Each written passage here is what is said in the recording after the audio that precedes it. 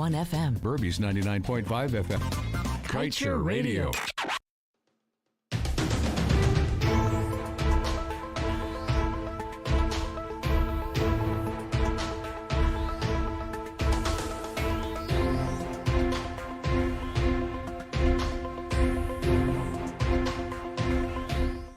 Hi there, namaste to you listening to us right here on Kaieteur Radio 99.1 and 99.5 FM. It is Wednesday. Welcome down to the Wednesday edition of the Lall Show, where we tell it as it is. And we hope that you guys will going to stay with us until the end of the program. After that, Miss Lall will take some call one times permit us. Our number is 226-745-324, 622-2222, or 624-6456. With that said, with that in mind, sir, namaste to you. And I've noticed your barrel has finally reached. Your family has remembered you. I like your outfit from the barrel. Over to you, sir. My barrel reach? Where it reach from, bro? I went to Africa, you know. Joshua? Yes, sir. I plan to give you this jacket, you know. But if you keep insulting me on the radio like this, you can't even get a handkerchief from me anymore. Miss Harris?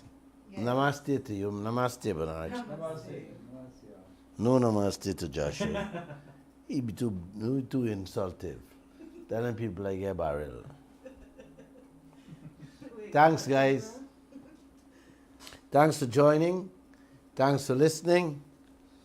And here we begin tonight's program with Donald Trump. Donald Trump pleaded fifth. Keep your mouth shut, uncle.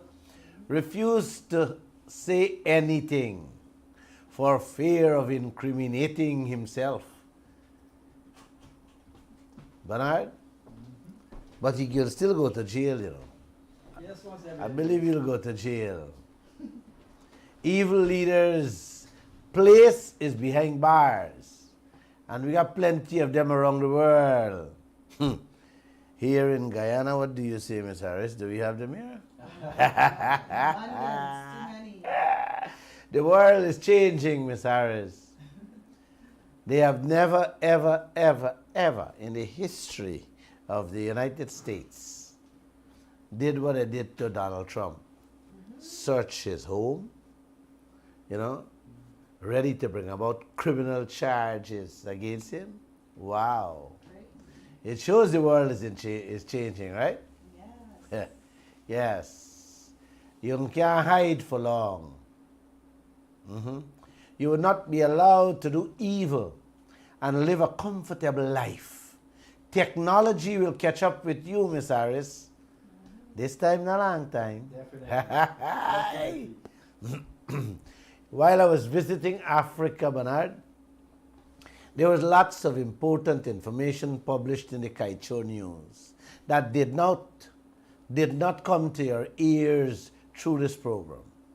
And I think it is only fair to give you some highlights on some of what you guys would have missed out on.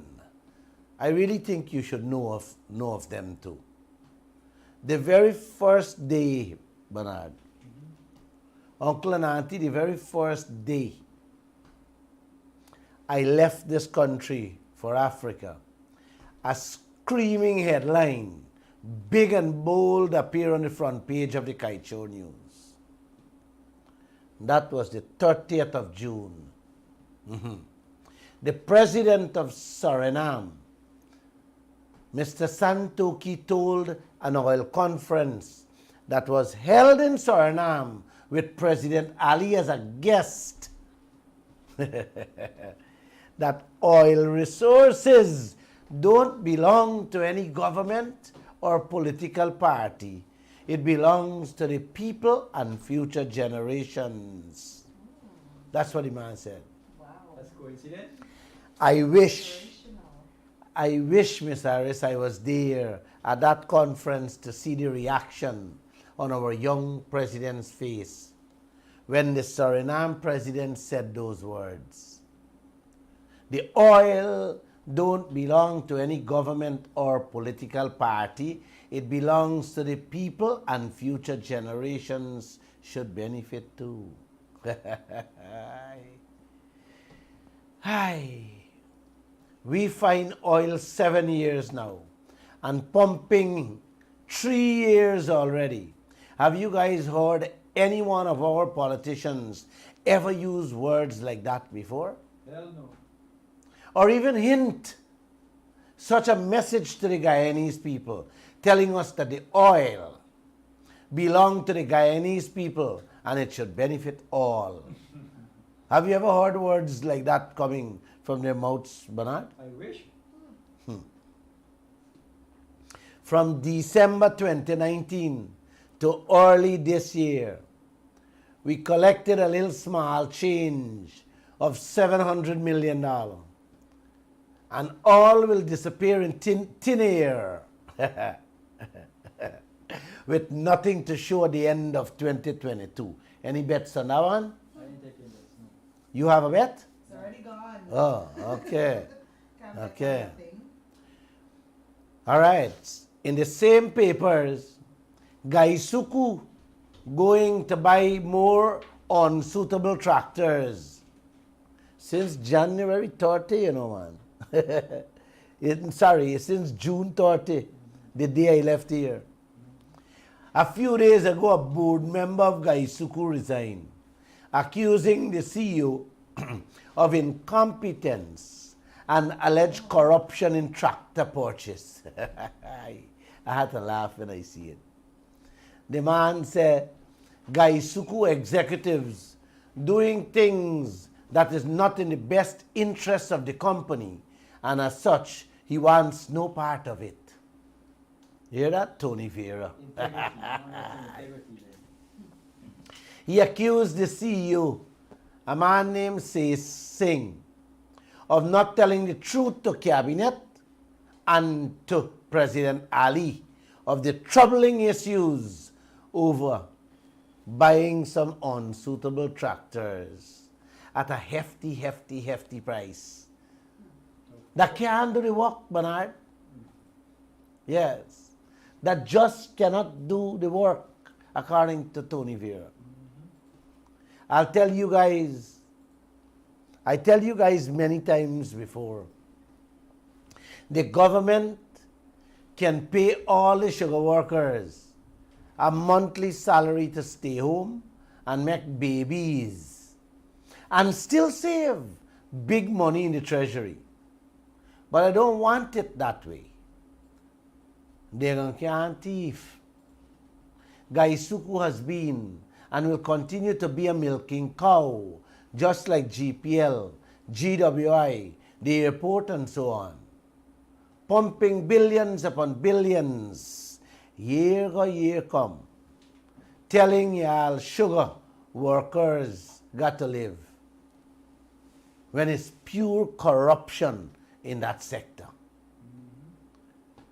Another headline, citizens must have a say in selling our oil blocks, so said Aubrey Norton, the opposition leader. At least he said something proper for once.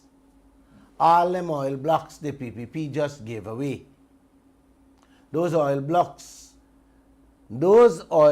had they been publicly auctioned, Bernard, properly sold in the open markets, nobody had to take to the streets to protest cost of living. Had they been sold, like I said, in the right fashion, man, Guyana and the whole region debts would have been paid off, and all of us would have been drinking whiskey and fine wine by now. Instead, Norton in the streets rallying over corruption and cost of living. Now he's talking that the pieces that have been returned into Guyana's hand, you know, the pieces of the oil blocks that came back in our hands, the citizens should have a say how President Ali sells them. And I fully agree with him on this one. I fully agree with him, Uncle Nanti. That's the right thing to do. We all should have a say on every piece of our assets they put up for auction or sale. Then, the Sunday newspapers, July 3rd. I had already in South Africa had two interesting headlines. Exxon contract was signed out of desperation because we needed money. So said Kemraj Ramjatan. He wants us to believe that Guyana was hungry. Even the animals were dropping dead in the streets. That's the desperation Guyana was in. My key colleague, Raphael Trotman, signed away the oil contract with everything in it. I am told, Bernard, even in the hard days of the Barnum era, when there was nothing to eat in this country, Barnum didn't sell out in desperation to oil companies when they had first discovered oil. No. Barnum tell them plain, it's 50-50 or you get the hell out of Guyana. It's your king, right? Today, these clowns defending a one-sided contract by telling us that Guyana was in desperation. That's what Kemraj Ramjatan telling Guyana. Sometimes I wonder what else they will tell us when complete starvation kicks in, Bernard. You got a clue what else they'll be telling us? And the other headline, President Ali talks with ExxonMobil is like negotiating with a superpower. Bernard, you didn't hear that one. The next headline, when I was in South Africa, in the Sunday newspaper, President Ali said, talks with ExxonMobil is like negotiating with a superpower. Can somebody tell me what superpower got to do with you negotiating a price for your cassava or your plantain, uncle? Huh? Well, you selling something you want. What a big, strong man got to do with Lall leasing or renting a property, man? Can somebody tell me, answer that question? Nothing. All my life, uncle and auntie, I never know the size of a man or the power of the man got anything to do with you selling or negotiating a deal with your own product or property. We are not in a wrestling game. We are not fighting with each other. We are not at war. We are just sitting and putting forward a proposal, what I want. Because at the end of the day is my thing. Correct, that's right. And what are you going to willing to pay for it? So what nonsense President Ali telling us? Talks with Exxon is like negotiating with a superpower. Distraction. Like Exxon will cut we ass and take away we thing. I don't get it, Miss Harris. You get it? Can't fathom Huh? that. Doesn't Can't make any fathom sense. that. Doesn't make any That's sense why at all. that's why you castrate the leaders. You know, the thing really get me upset.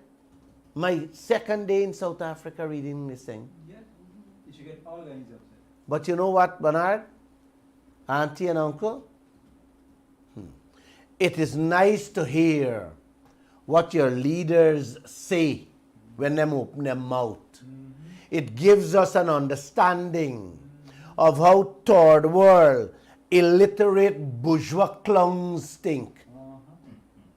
Spineless is not even a word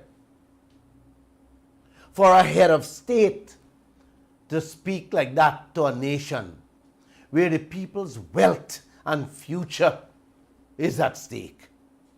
No. For me, any leader who speaks like that is not fit to lead a grocery store, much less to run a country with its resources. Well said. Definitely. Well said. That is not incompetence, Bernard. It's not stupidity, uncle.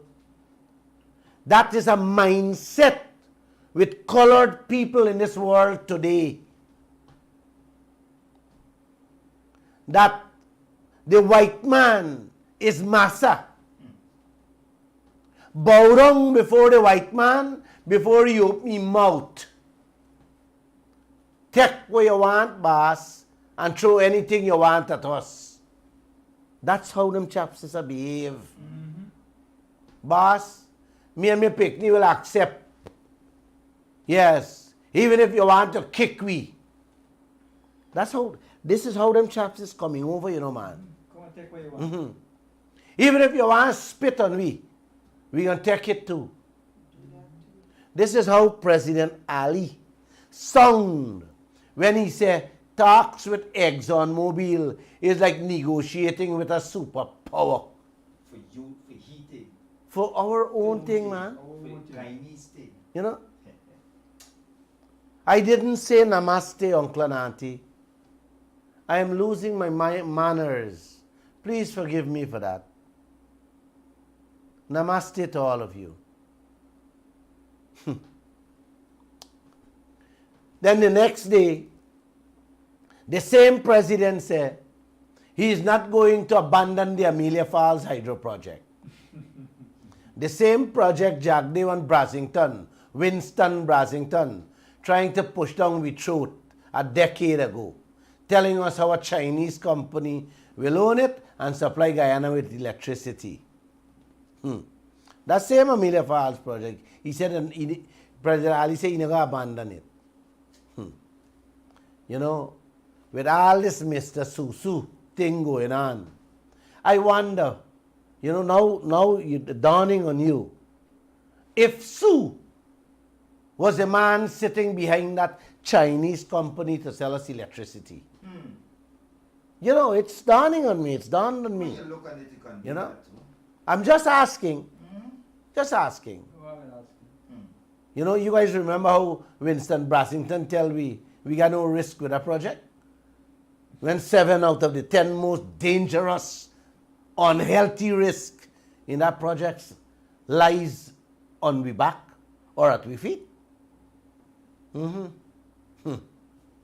Wow. How do you forget these things? How do you not repeat these things for it to sink in people's mind? Because at the end of the day, we all will suffer. It's clear and present danger we are facing. Then an international lawyer said they're running ahead with the gas to show a project at Wales that will have more Mr. Su inside as the private investors. That's another project that is crystal clear, will not bring a cent to this country, but eat up all the little oil money. Yes. I don't know if it will be a Lee, a Kwang Chow, or another Susu they will install as the private investors. We have to wait and see. These are things I'll be looking out for.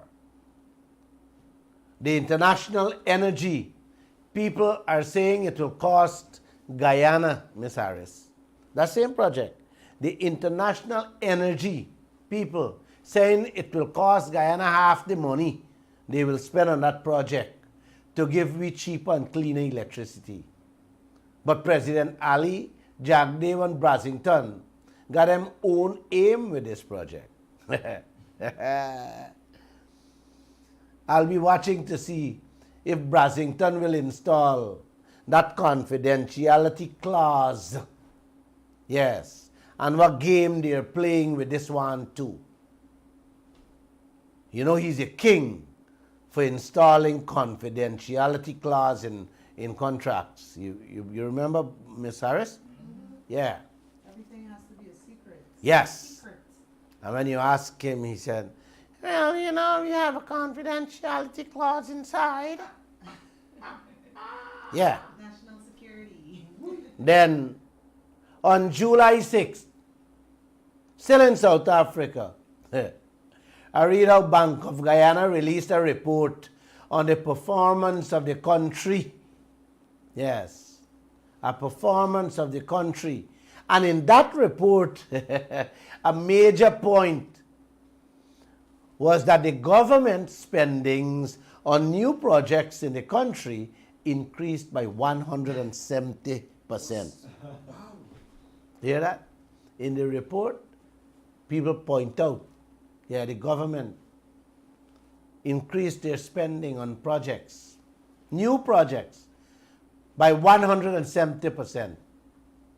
Uncle, could you guys point out for me where these new projects are that caused the government spending to increase so high? Bernard, you see anywhere? I don't see it. I wonder if they really, I wonder why they're not telling the people the truth. Nothing in increase, they're spending, the increase take in their pocket. Exactly. Yes. That's what it's here. On that same day, July 6, the Kaieteur News reported India, you might hear this one, I had a smile when I was there. You know, I had a smile. India, uncle, spending 165 million US dollar to install 460 megawatt of solar power for homes, residential properties at a cost of $376,000 per megawatt, Bernard. You hear me, man? Let me repeat this thing, man. India spending $165 million to install 460 megawatt at $376,000 megawatt.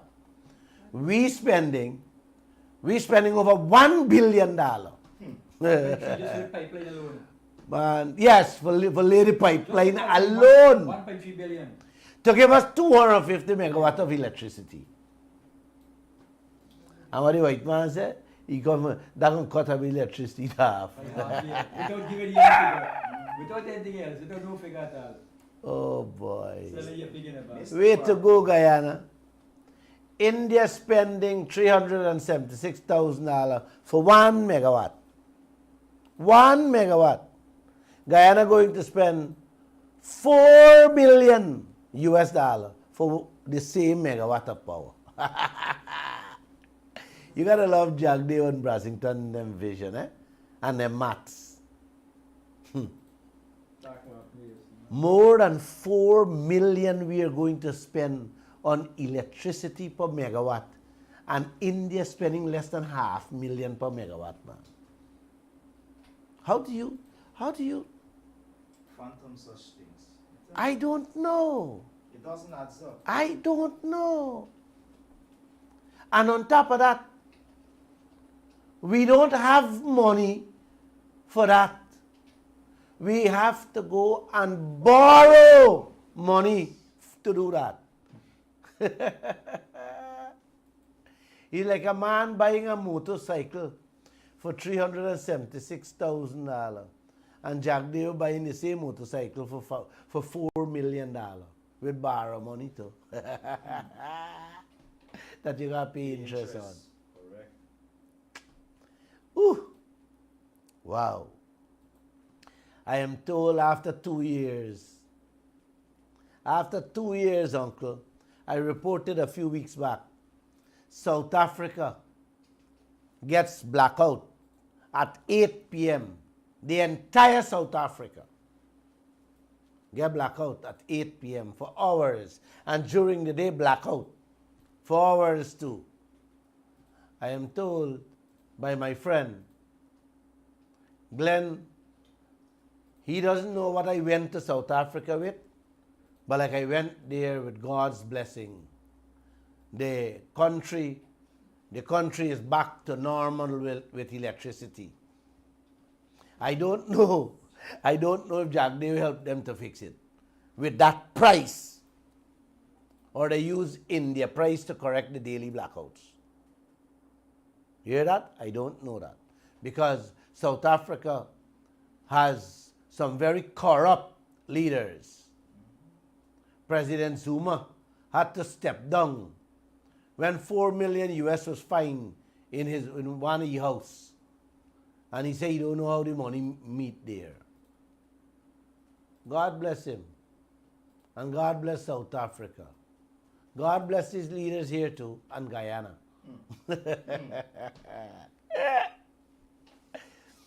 Oh boy.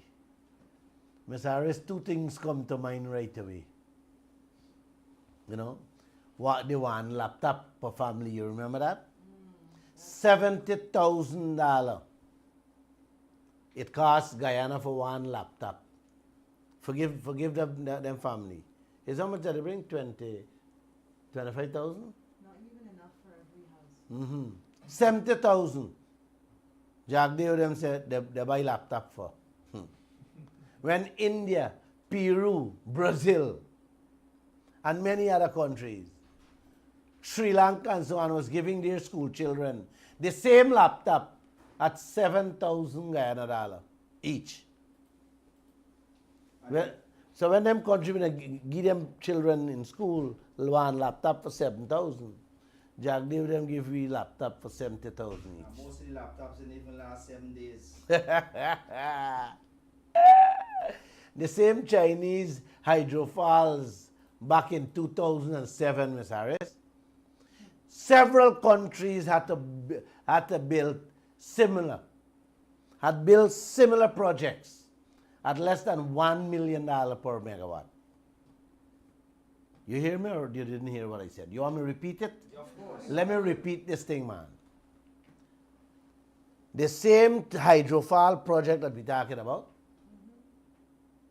that at the time when I wanted to build it, the whole world were billing at $1 million per megawatt.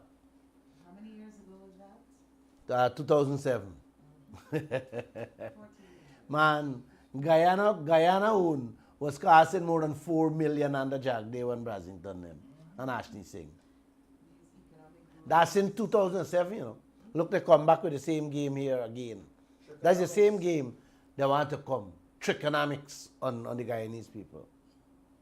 When I was in Kenya, I moved from there and went to Kenya, reading the Kaieteur news. I saw the government pouring another $900 million on the airport to put in a few more offices. Them calling it administration building. With that kind of money, maybe they're building a 7-story with offices to manage Guyana, not only the airport. You know, with them kind of money, 7-story, put enough office to manage Guyana. You know, the affairs of Guyana, not only that little strip, the airport they put there. Can you believe a brand new international airport is being handed to a country without offices? Huh? Without a parking lot? Without a cargo section? Without a new modernized air traffic control tower? Man, it's a bare box they renovate, paint up, and gone with over 170 million US. And still counting, still we gotta spend more. The milking cow for our corrupt politicians Gift that keeps on giving. is when this crookishness will come to an end, Bernard. You get him out. Only when the Guyanese people wake up. Another $900 million. That's like almost 7% increase money for all the public servants of this country. No, sorry, one. 5 million US is 7%. Every time I talk about this airport, my mouth keeps itching me, Bernard, to expose and explain further what that airport project is doing to the economy of this country. How projects like this affects every single thing, every single citizen of this country, and we pocket. This project, when I remember it, Bernard, it's affecting the business community. Of course. Every public servants, the old people pension package. It's affecting everybody's way of life. And they don't get it. Let me explain. Let me expand a little. The main reason they keep on extending the deadline for the completion of this airport is not because they can't finish it on time, uncle. It is because it is pumping money. It is pumping a lot of money into the Chinese people's pockets. And if they finish it too early, that money gonna cut out. Let me explain it a little bit more simple for you. They were granted duty-free waivers and tax concessions on everything imported for that project. So what they do, Bernard, when they were supposed to import 10 containers of steel for the airport, they bring in 1,500 containers. Yep. You understand? What do they do with that? That is being sold in the open market. Make a profit. Make big profit and put people like Gafoor, the steel, the hardware people, not out of business, but reduces their profits. Because of course, then when they bring in all the steel, it's not going to go all over. Or maybe somebody's a big hardware would eventually buy it back from them. Right? They bring in, when they were supposed to bring in 10 containers of electrical supplies, Bernard, they bring in 1,500 containers. When they're supposed to bring in 10 containers of tiles that they tile the airport, man, they bring in 1,500 container tiles. When they were to bring in 10 containers of glass, the same nice fancy glass they have at the airport, 10 container of dry, these cement boards, 10 containers of drywall, bolts, nuts and screws, they bring in 1,500 containers each. You understand what I'm saying, brother? All enter this country duty free. So they can put the locals, the local people in those fields out of business, uncle. How can you compete? How can a businessman compete with a man who doesn't pay duty and taxes in any business? You just can't, Bernard. You can. If I am in the steel business, importing steel to retail in this country, can I compete with the Chinese? No. Duties and customs. No.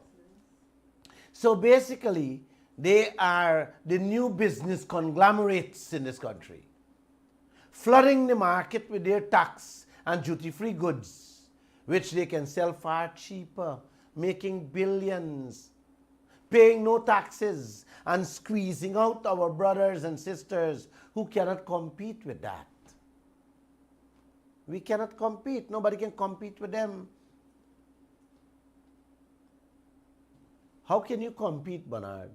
If I bring in a container of electrical supplies and I got to pay full duties on it, and they don't have to pay. You cannot. That's my point. That's my point. I have seen how the Chinese take over a few African countries using these same schemes. A matter of fact, the Chinese are the biggest importers and business people in certain countries in Africa. All the locals, Bernard, in Africa, in Ghana, for example, have to go and purchase from the Chinese. I highlighted this modus operandi to an editor-in-chief in Zimbabwe, and I left him with his mouth wide open. He was like shocked. All these Chinese projects, they use as a milking cow to milk the economy. This is why you see the Chinese businesses are flourishing all over. Yep.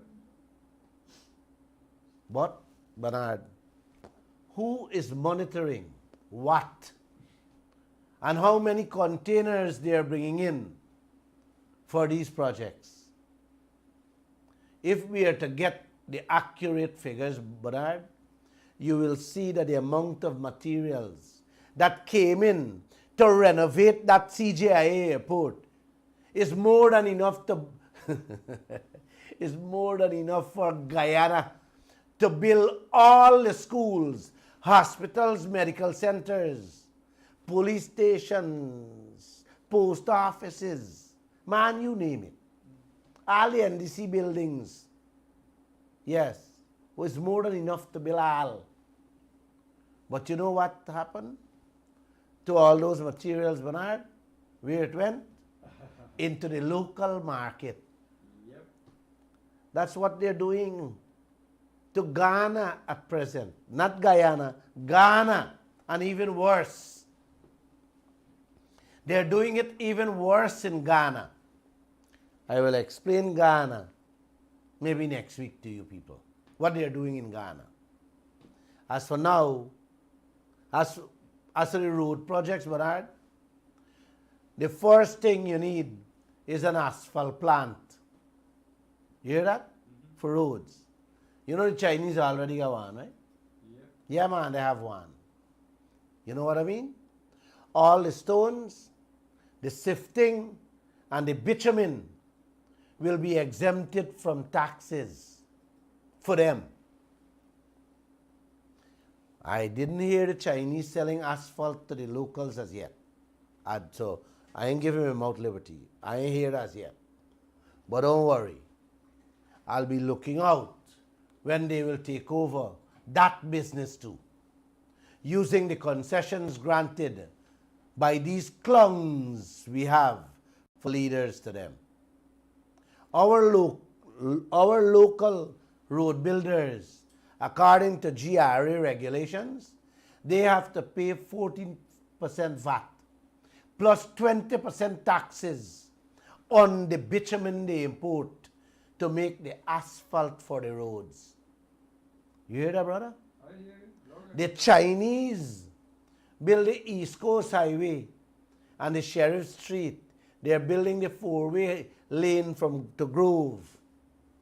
They build a piece, I think, on the Mandela, on the Eccles.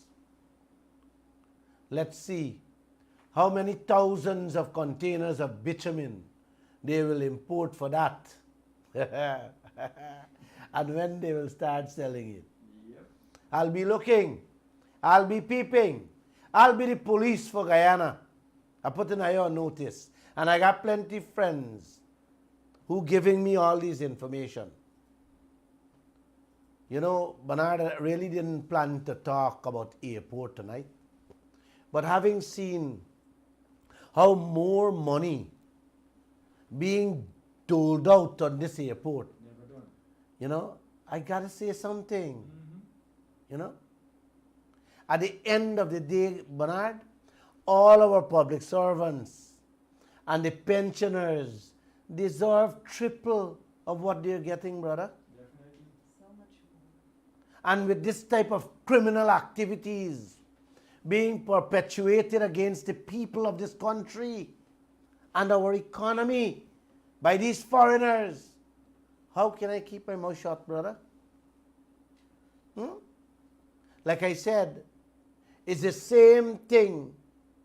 The same thing is presently going on at the Robert Mugabe International Airport in Zimbabwe, bro. You don't believe me. Can you get those pictures? You know, landing at that airport and come outside. I had to walk a good distance around the airport to get a photo of the extension the Chinese them doing at a cost of 153 million US dollar. I had to walk the distance to see it because you couldn't drive.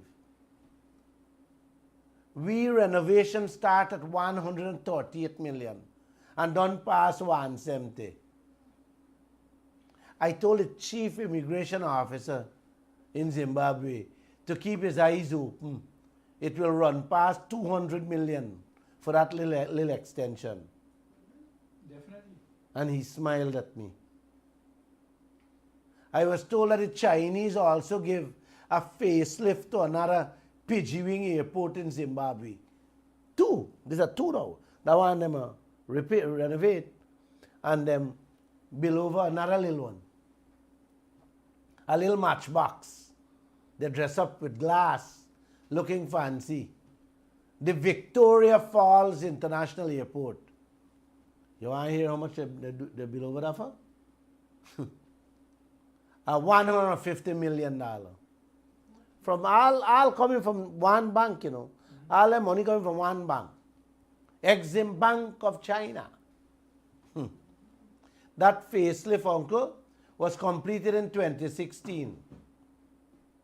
And now they're working on the other one that I just spoke about. So it's one project after another. The milking cow continue one after the other. To the economy too. You know, see what Jack David is doing? Well, that same company will get the airport, will get another project. Yes. So the milking cow to keep importing and importing and importing, taking over your business community and your economy, they keep continuing. All because of corrupt and or stupid, clownish leaders. No. Mm-hmm. No question. I remember Miss Harris, when Jagdeo announced the airport, he was president at the time. He said how the Exim Bank funding the airport. Little or no information was coming out of his mouth on that project. All you were hearing, the Chinese Exim Bank is giving us the loan to build a new, modernized airport. Yes, a new, modernized airport. We didn't know, still don't know nothing about the interest rate, the terms of repayment, and what will happen if Guyana can't pay back. We still doesn't know anything. Nothing else. Uncle and auntie,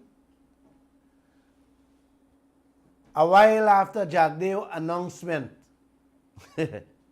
of that airport, Miss Harris, I met a few Chinese officials and was trying to extract some information on the deal.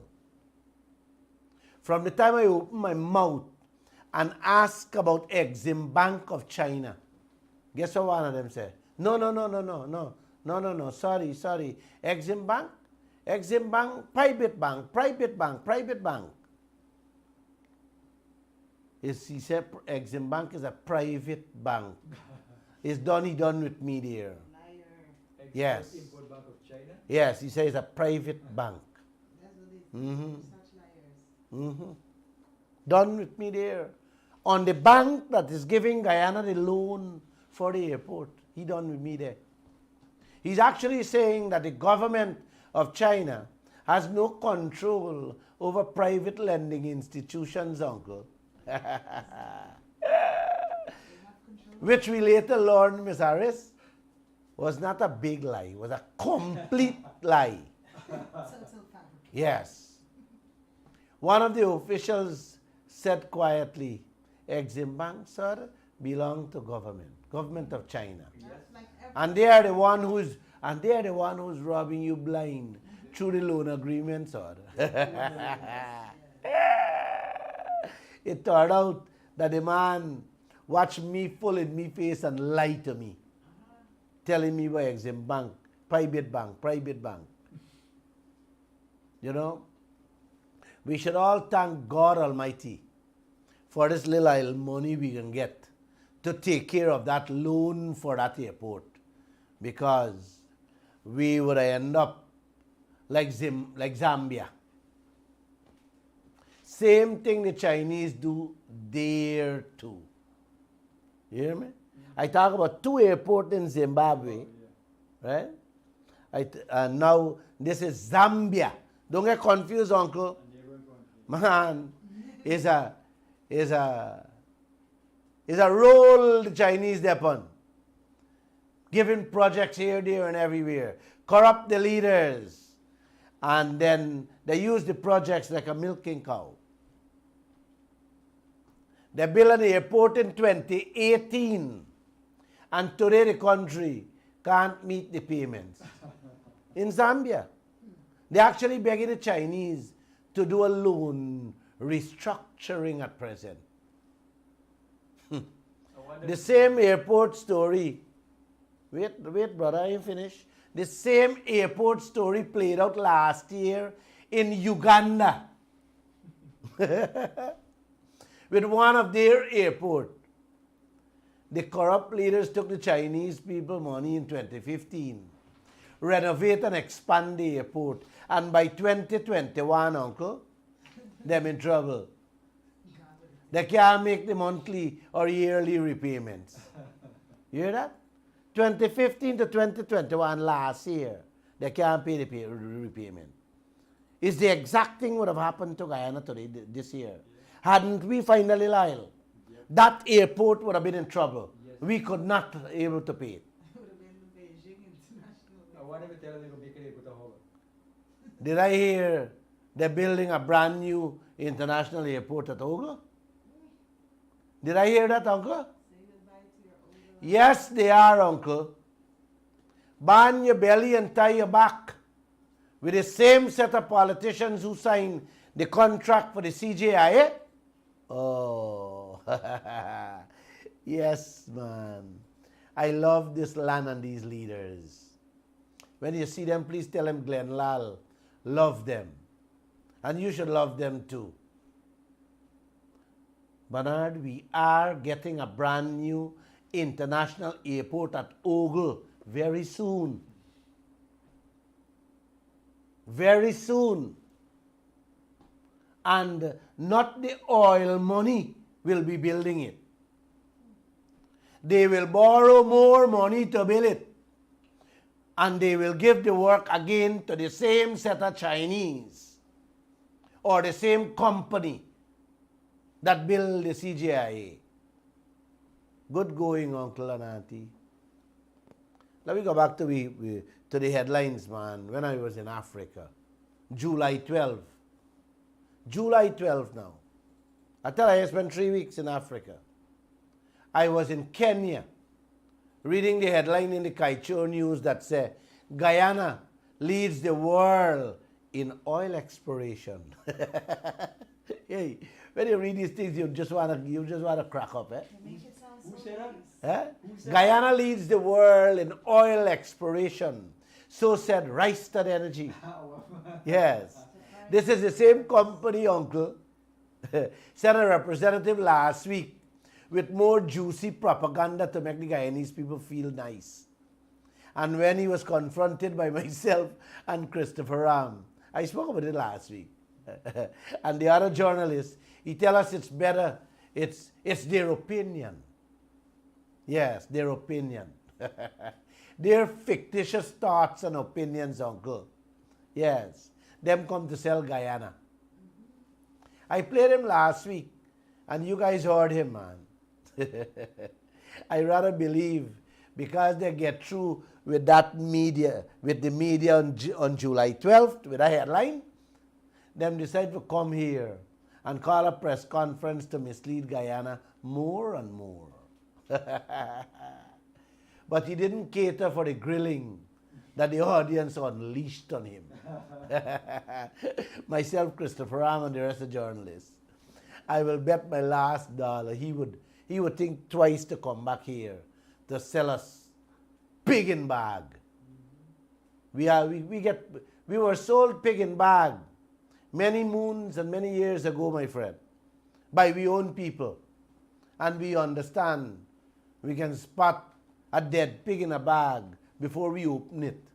So don't come back here and give me them things that. Man, uncle, I going in, I ending. The first day I land back from Africa, the headline in the Kaieteur news read, Dutch manufacturer secures 1.75 billion US dollar loan for Guyana's fourth oil ship.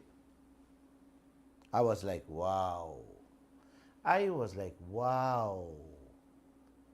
The shipbuilder secure 1.7 billion US dollar to build the fourth oil ship for Guyana.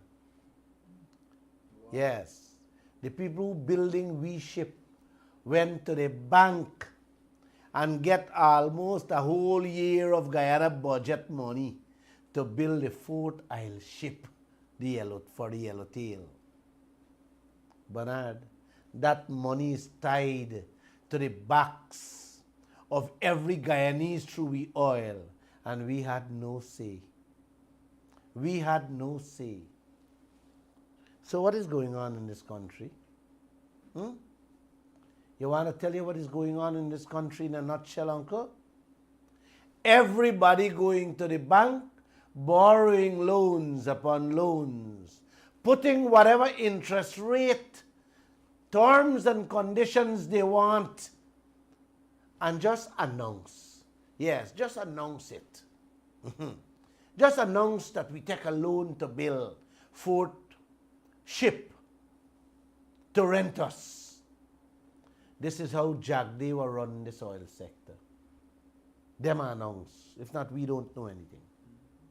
Them gotta put out statements and tell we that them been at the bank and borrow this money for build up ship for Guyana Fort Oil Field.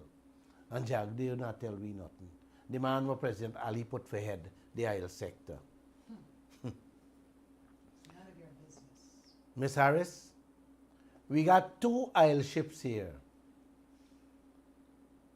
Lisa Destiny and Lisa Unity. Prosperity is on its way. And now the fourth one. One Guyana. They're borrowing money for Balaam. You know? Lisa, Destiny. You have Destiny, Unity, Prosperity, one Guyana. It sounds laughable, right? Yes.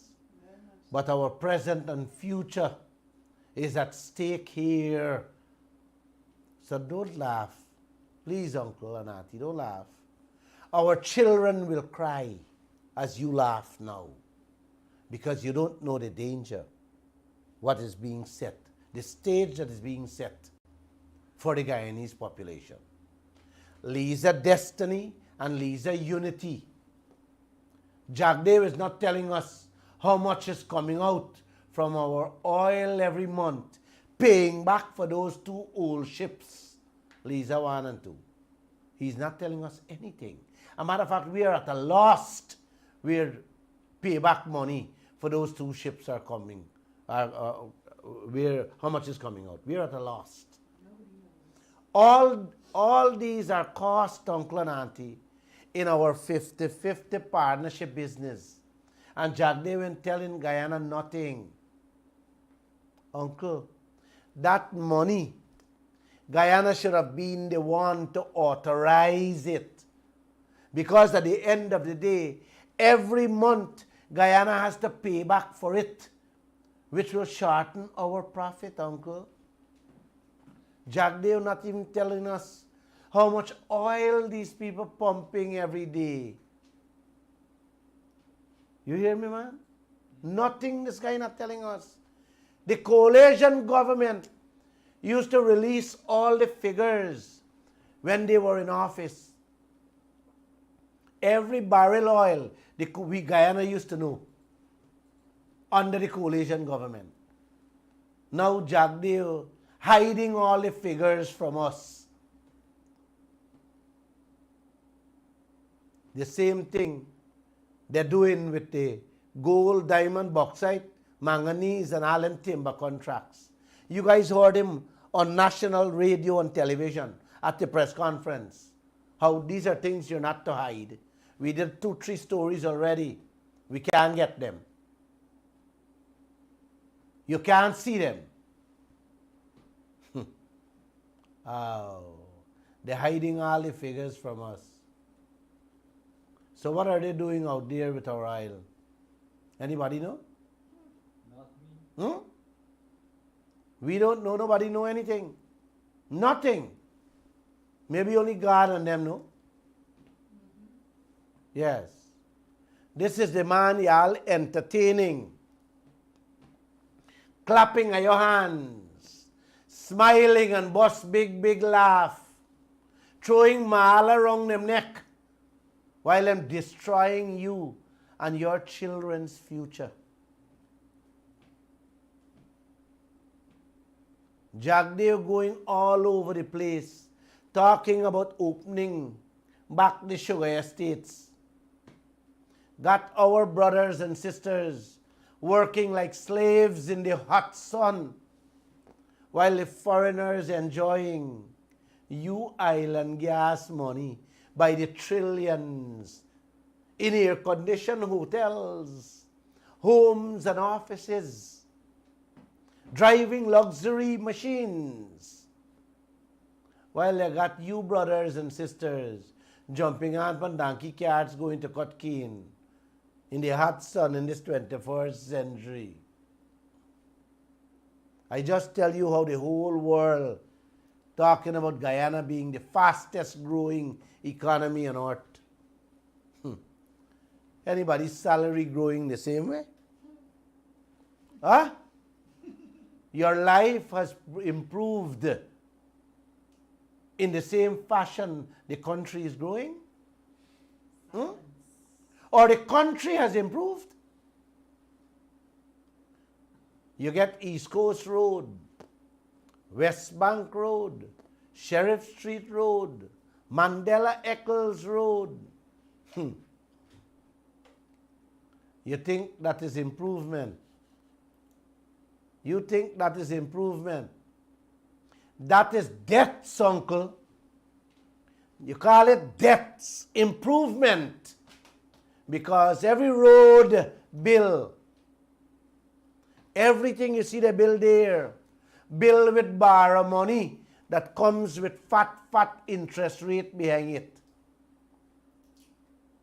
Every one of the schools, hospitals, fire and police stations, the health centers, Jagdeo and President Ali boasting about massive investments in infrastructure and development is borrow money you are learning from. Borrow money you are driving on. That is Guyana, the fastest growing country on earth, growing with debts and borrow money that will bury our children and grandchildren in time to come. Debts. That's where we are heading. I have seen it for myself in Africa.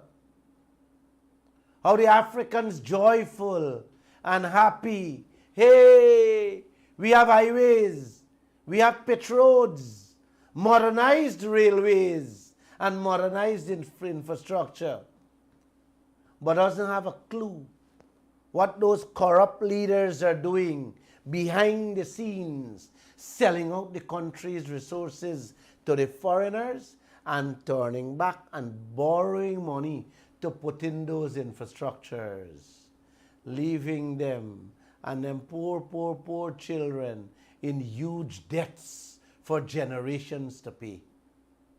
Is the exact thing happening here. Definitely. Every single cent them a borrow. They're borrowing to do things. And hello, them Guyanese people out there are laugh, happy about it. They don't understand what is behind the loans. They think it's development. Yes. You got, oh boy. They're boasting about it too. That is what Jagdeo, President Ali, Norton and Ramjatan doing to this country at present. I told you guys they are going to grab on to another $2 billion US loan from Exim Bank of America now. Not Exim Bank of China. Exim Bank of America now. But I only hope President Ali invested in the oil sector services, which will bring in a huge profit to pay back the loan and put in the kind of infrastructure Guyana needs. I only hope he do that. You understand? Because when you borrow money, you got to make money. You don't borrow money to put yourself in debt.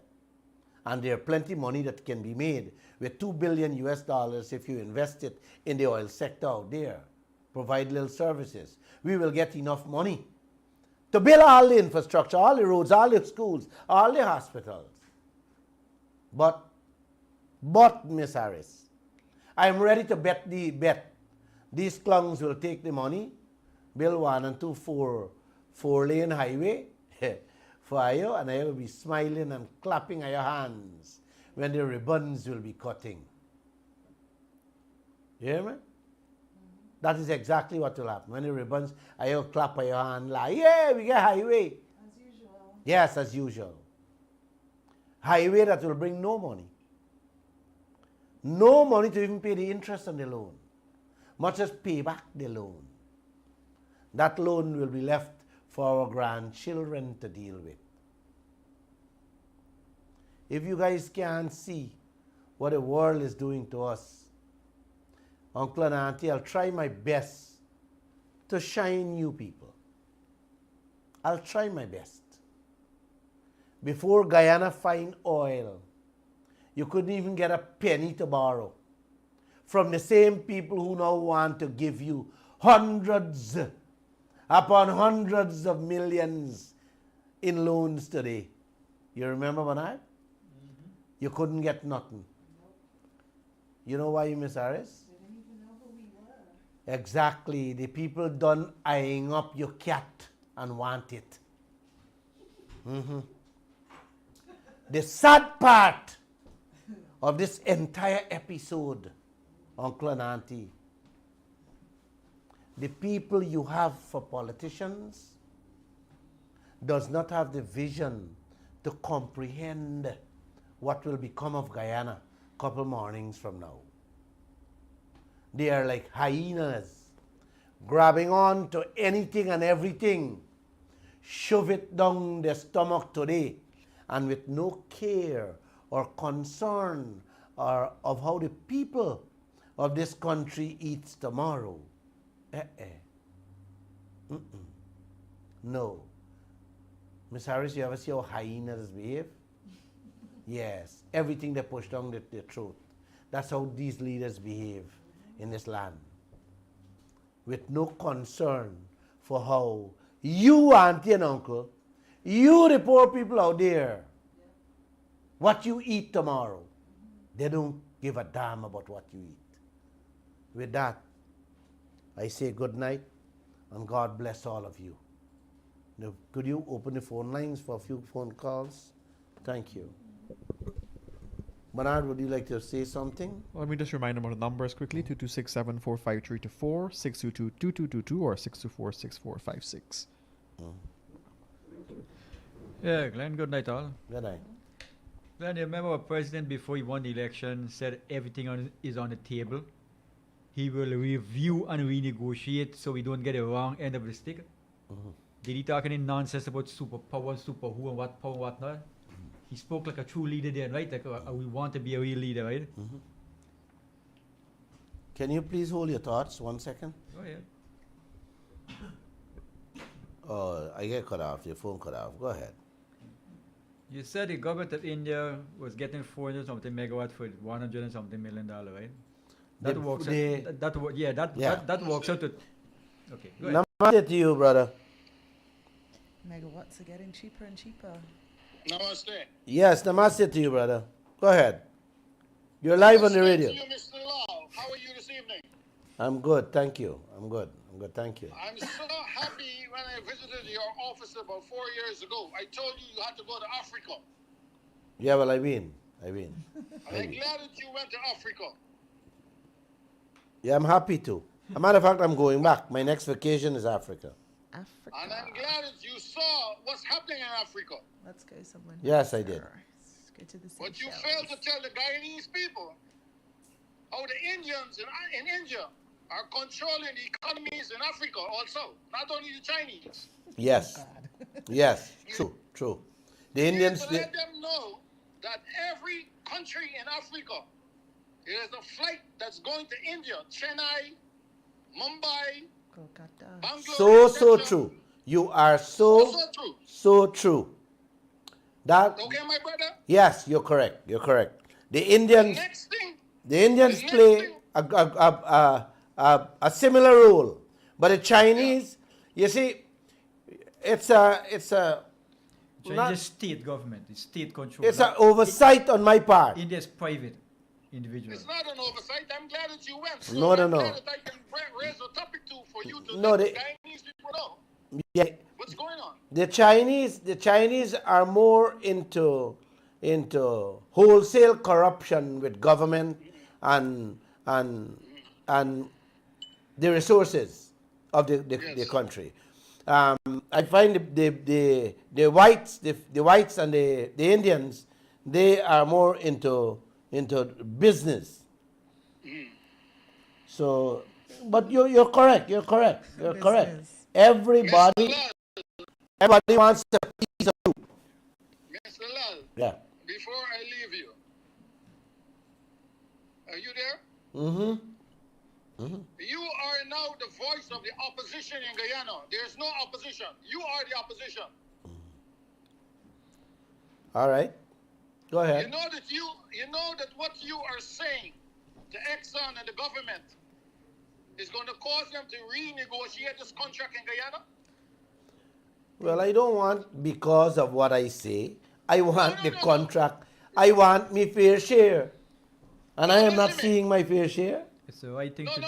for the It's people not of your Guyana. fair share. It's everybody's share in Guyana. For the It's going to be country. increased. Well, if Because of every- what you bring into the table every night. If everybody don't want to fight for their, I am fighting for mine. Exactly. No. You are bringing the agenda to these folks that nobody wants to talk about. Exactly. Your opposition leader said he doesn't want to renegotiate the contract the other day when he was at Border Park. Yes. Anyway, my friend, I have nothing more to say. Keep up the good works and have a good night. Thank you. And make sure you go back to Africa again. Next trip, you're joining me. I will join you. If I'll see you're you soon. paying, Thank you. I'm joining you Bye. too. Yeah, Bernard, go ahead. Yes, Glenn, it seems something is wrong with this country. Because the government India gets 2.7 megawatts for $1 million. We just did a solar in Latam and it cost us over $2 million US for 1 megawatt.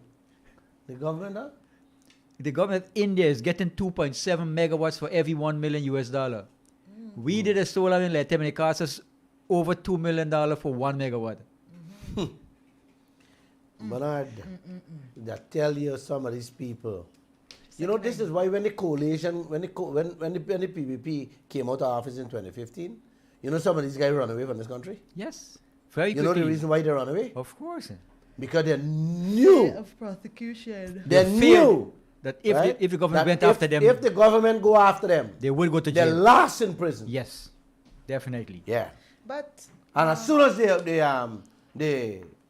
the government change, PVP change, man, they run back and have big office today. Look at this madness, Glenn. The government gets almost 3 megawatts for every $1 million.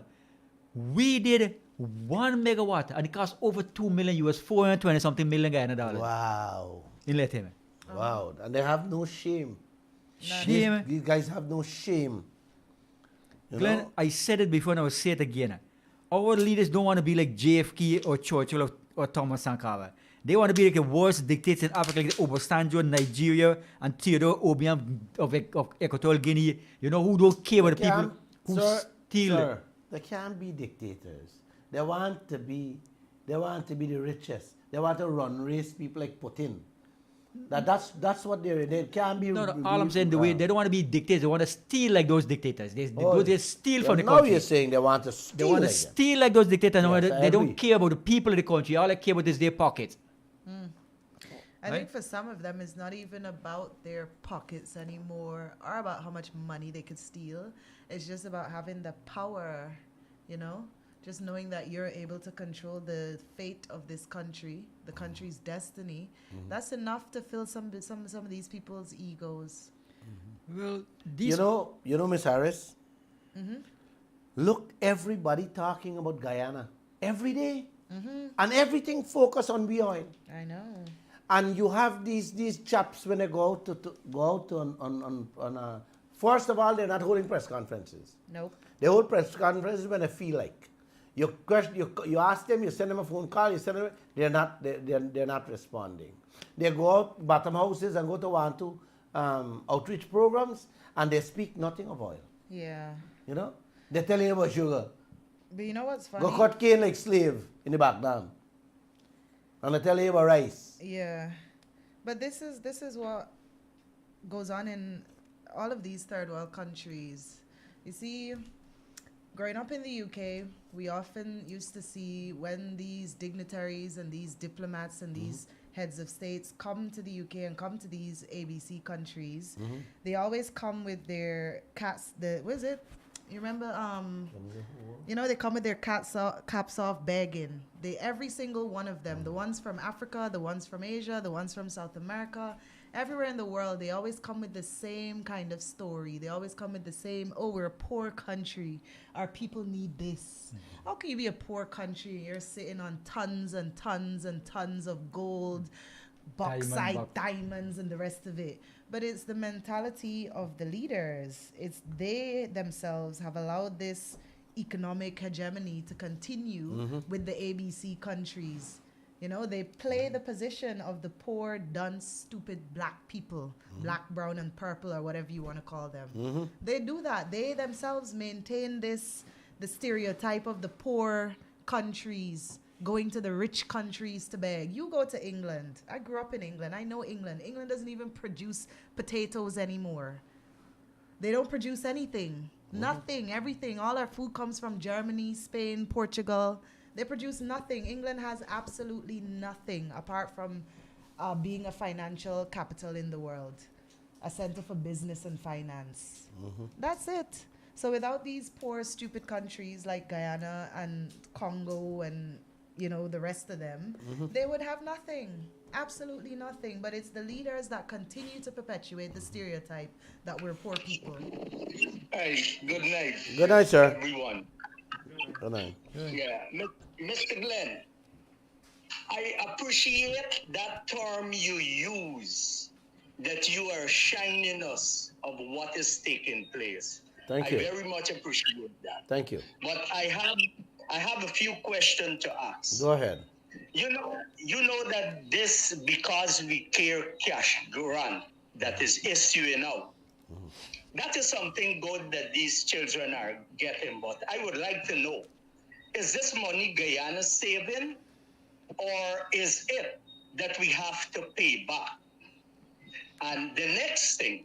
Well, let's deal with one. Let's deal with one at a time. Let's deal with one at a time. The We Care cash grant that is being handed out, it's an appeasement. It's a token. It's to get the people off the politicians' back with the rising inflation, cost of living.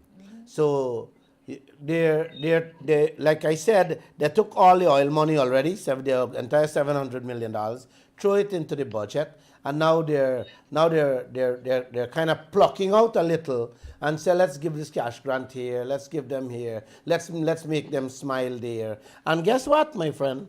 The people are lining up and smiling and very happy for it because they need it. They need it, right? And I want to believe that this will be an ongoing trend. They will where the government will take the oil money and just pitch it out and pull it out and pluck it there and pluck it there with a 10 and 19,000, 40,000, and that will keep the Guyanese populace silent and happy at the same time. Okay, here this next one.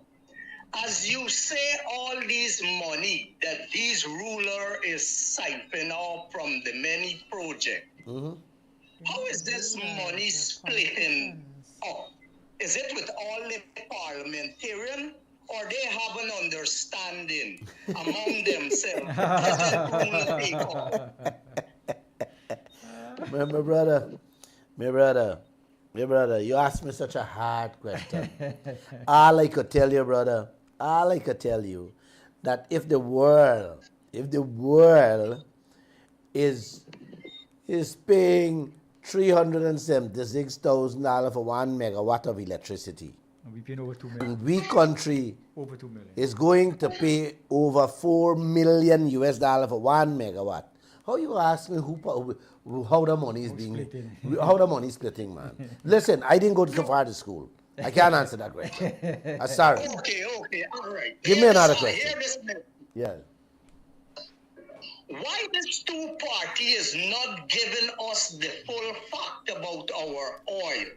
This make me thinking, like if both of them is having share in this oil block, which is confidentiality. No. All right, hold. Duh. I said under the coalition government,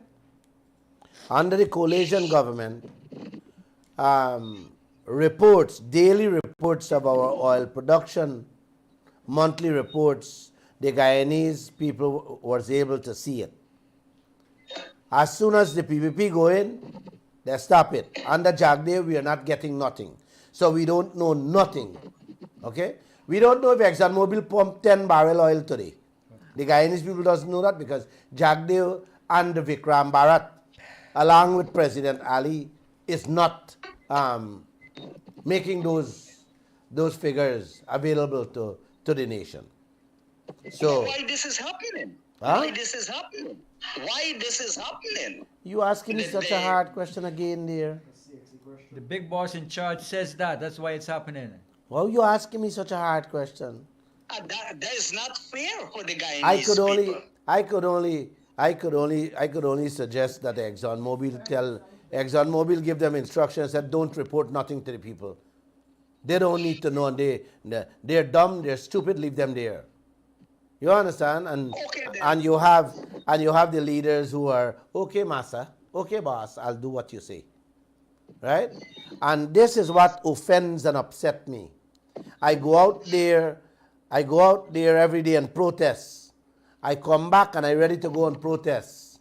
Right? Only protest can bring about a change in this land. But nobody wouldn't join Glenn Lall.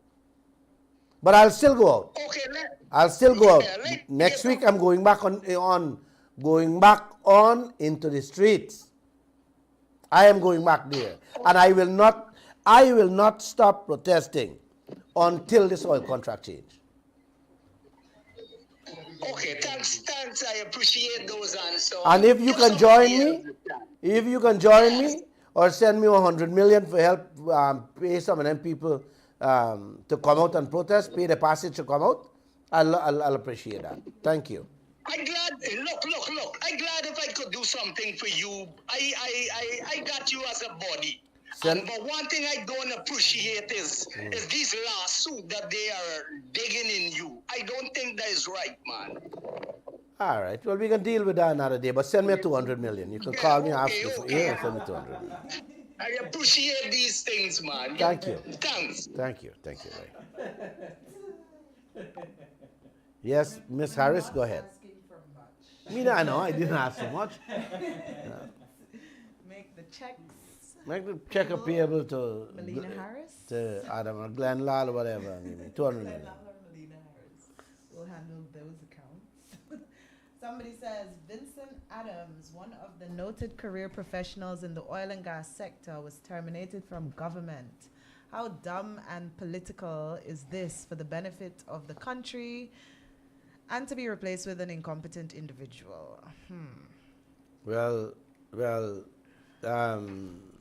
he was dismissed because Jagdev said he doesn't want him there. You know too much. You're too smart.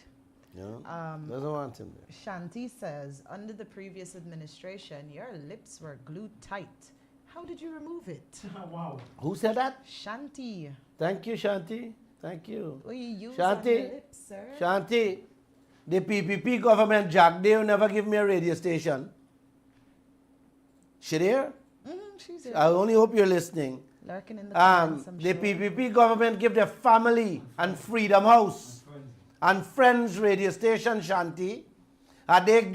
They were afraid to give Glenn Lall a radio station. That's why you couldn't hear my mouth, Shanti. Thank you, though, Shanti. Burnham, tell them It's the same 51. radio station. Go ahead. Yeah, the same radio station that she's listening to right now. No, the same My radio station God. help the PP when they were rigging the election. When all the 4 ministers were on the No, radio I'm not station. getting involved with that. I'm not going to get involved with that. Jasmine says, Burnham. 1 tell second, them." please. Good evening, sir. You're live on the air. You got a second Sunday, bye. Yes, go ahead. Second Sunday. Go ahead. After Kangan, you've been a Kangan, so you got to go back a second Sunday. Thank you. Yes, let's get going. All right. Like he was there with you. Okay. Hello? Good evening. You're live on the air. Hey, Mr. Lall, how you doing? Good day. All right, good night. All right. Enjoy your program, man. Thank you. I enjoy Thank you. seeing everything that you're doing for the country, and you sharing the information, and you and your panel doing a wonderful job. Thank you. Thanks. Give All right, me, let me talk. give us some comments. Give us some comments. This is what I'm going into. Yes. Currently, are you feeling the heat in Guyana? Yes. I have. Are we? We have been feeling the heat since 2019 in this country. Yes. I have reported on it. I have talked on it. The flaring out there every day enhances, bringing on, creating. The flaring has ripped off Man, the face of the sun. you don't even want to know what the flaring doing to Guyana. Guyana, that we're left it with is, is it is bare doing teeth. so much harm to Guyana's Smiling on atmosphere us. that we, the people in Guyana who have never went in to understand the biological issues of what this flaring will do to Guyana. You understand? It's not only Guyana, my friend. Go to the world. It's the world. Yeah. Guyana? I mean, look. It's just Guyana is here and Guyana is feeling the brunt right away. Right away. There's no doubt about that. But the world is being affected. The world global warming and look, Texas with its flaring issues the other day. There was so much issues. There was so much of protest and so much of things that we do not take the time to look at international news as you bring it as well to show the people of Guyana what is really happening and what is the cause of flaring. And imagine you are putting so much heat out there, right? And our EPA system is only giving us pittance towards that flaring. How is our ecosystem? Has anybody studied what is going to happen to our ecosystem? Guyana, which, by the way, we pay carbon credits for. My friend, you worry about ecosystem. It's every system is being destroyed in this country with that flaring and that oil operation. Every system you could think about. As a matter of fact, I'm told the one of the largest fishing complex in Guyana closed. On Facebook, they're ready to close. They're ready to sell out to the oil. Everything is going. Everything. The oil is taking up everything. There are trawlers who can't afford to. That is an absolute go fact. out. I saw a piece of video yesterday from a fisherman out there. The man said all these years they're going to fish. They're using the same route. They get stuck on a bank. I think they were dredging the ocean out there to put down the gas, the shore pipeline. And the people end up on a bank. They never know, as over 30 years, they never know they had a bank there. Suddenly a bank arrived. So, and they had to spend hours up top because they couldn't come off. They had to wait on the tide to take them off. Obviously, it's like when you do dredging in the Brazilians, like when they came with the land dredge, with the water dredges, and they dredge the water, they pulled up the sediment and they dispose it at a particular area, a particular site, right? You will find it with dredging, especially if you're going to lay down these kind of pipes. You will find it. It will be an ecological disaster waiting to happen. It You is. understand? It is. AGM gold mining had once wanted to divert. I don't know if you know this. Had once wanted to divert, right, the Cayuni River. I heard of it. The Canadian studies. I heard about it. Excuse me? I heard You about heard that. of it? Good. The Canadian eco-biological center said no. The biodiversity within the society there will be hampered if you move the river, right? Flora and fauna will be affected. You know. Well, You spoke of. one second. Sorry. The EIA, Exxon's EIA, is very clear on that. The people document is very clear. They say yes, there will be destruction in that field. They're very clear. They can't hide that from Guyana, and the Kaieteur News would have reported on that many times. Every project they do, they have to do an EIA, which spells it out very clear. They have to inform Guyana what to expect and what will happen. Environment impact assessment. Yes, right? yes, No. the EIA. They also have to produce a seismic activity. Seismic meaning the amount of vibrations they are going to produce while it's drilling. Perfect. They are. Doesn't that affect the fish and Yes, everything around it? exactly. Does not that affect the fishing industry? Precisely. Correct. So why is it, Mr. Lall, we as people cannot just simply pick up a book and read and understand? You understand? What is really going on with it? It's a. But what we can do it? It's a Because tough. the politicians say, oh no, look, they can get a little trouble, they can get a little I boxer, they can want get a little thing. I want to tell you something. You what you have just said there on this line. I don't think that 95% of the member of parliament sitting in parliament understand what you just said there. They haven't a clue what you just said here. And I know that for a fact. So to ask me if the Guyanese people cannot pick up a book and read and understand what's happening, you know, it's tough. It's tough. The oil industry, I've said it many times, is not huge. It's not large. It's gigantic. It takes countries and people, especially when you have a country like this. I don't want to use the word. Dunce and unwilling to learn. I don't want to use the word. Donald Trump used the word. You know, when you got a country like this, Like Haiti, my friend, those places. it will take generations upon generations to come out from where we are, and we will never come out. We will never come out. The few of us who understand a little, we have to ban our belly and carry this fight to bring about a change. We can't depend on the masses. And I am ready to fight. Yes, you are ready for the fight. And you know the masses are not ready for the fight. But here it is. Do you know the international court will accept a claim from Guyana if since 1992 we have been saying we have 750,000 people in this country. I could remember that from since I went to Part 1. You know what? I want to take 2-3 other calls. I want to talk with you after.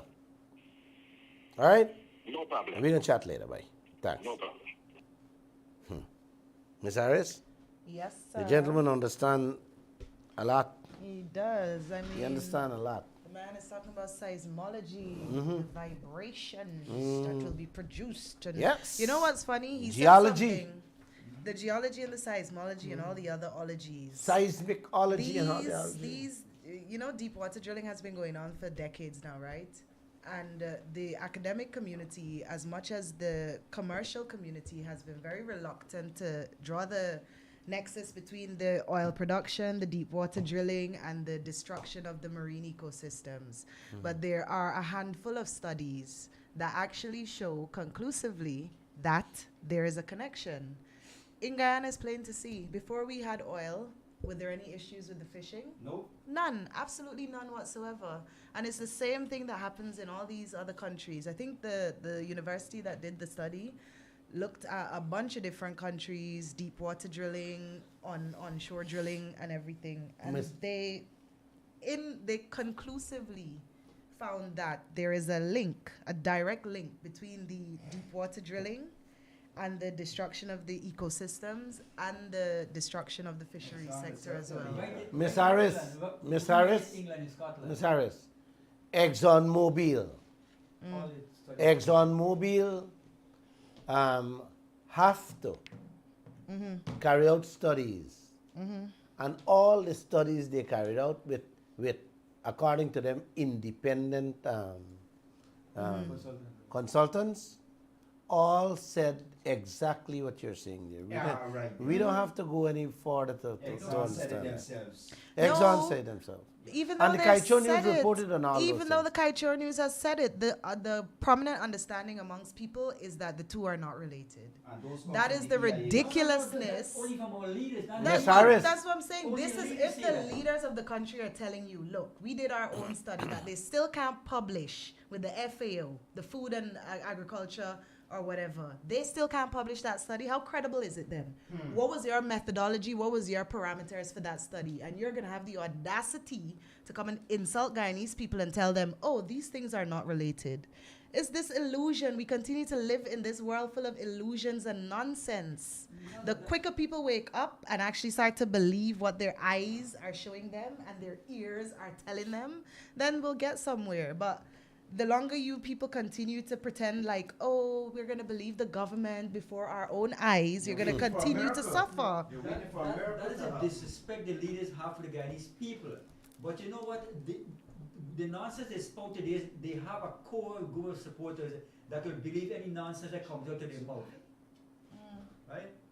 So that is geared towards their supporters because they're not fooling the rest of the world. It's just quite ridiculous because one thing happens one time, another thing happens, you chalk it up to coincidence. But if the same thing keeps happening over and over and over again, I'm not a scientist, but if the same thing keeps happening over and over again, is that not more than a coincidence? Is that not empirical evidence, quantitative It's evidence very simple, right? to support some kind of hypothesis? Right in England, Yes. Right in Enough. England, the North Sea, they drilling for crude. In Scotland, all the fishermen had to give up their fishing boats and they bought supply boats and are using the supply and they rigs them instead. And All they the were fishing- compensated. compensated. all the Bernard, everywhere our companies offshore went oil. Yes. offshore oil. The fish industry is They, destroyed. Ghana, Nigeria, that took care of these Sao Tome, fishermen and the entire family. The entire Chile. any destruction Peru. caused by their operation They're supposed to. is not only in the fishing. The oil companies are supposed to take care of them, Yes. right? But only Guyana, because of these clungs we have, For leaders. right?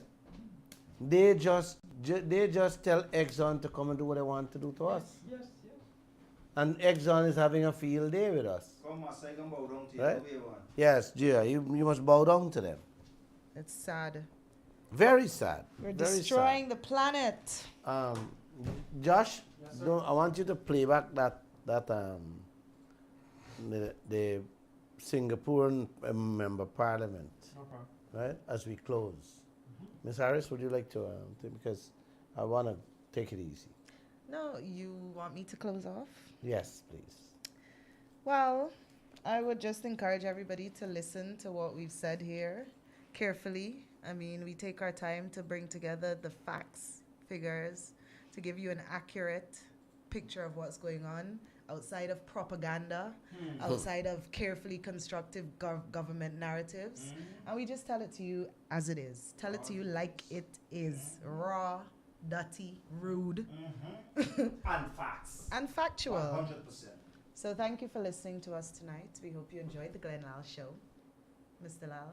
Thank you. Namaste. I give you that leverage to do because the last press conference Mr. Jagdeo had, He said, let him close the press conference. Namaste, guys. God bless.